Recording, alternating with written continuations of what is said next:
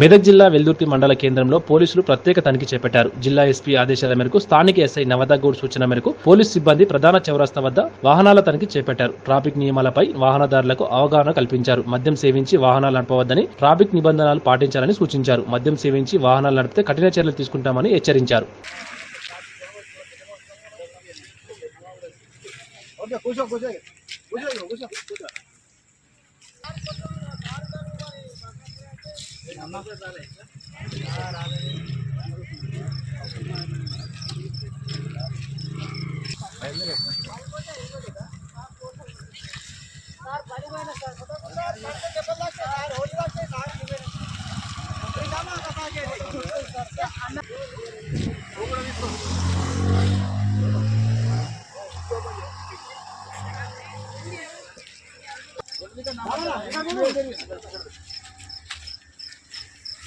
రామనా ఏమన్నా